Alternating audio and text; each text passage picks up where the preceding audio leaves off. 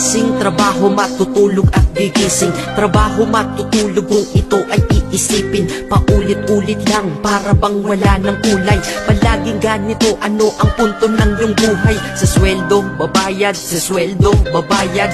Kakasweldo lang pero ubos ang pera kagad. Ito ba talaga ang binigay na kapalaran? Hindi ka mabubuhay kung hindi mo babayaran. Mahirap pala to, sana maaga kong nalaman. Para kang malayang preso pag di ka anak mayaman. Dahil aking napuna kapag bumiyahe sa umaga. Mga tao sa paligid ko hindi rin maligaya. Tayo ay mga alipin sa moderno na lipunan. Magandang kinabukasan, kailangang pag-ipunan. Pero pagkatapos nun, ano ba ang kasunod?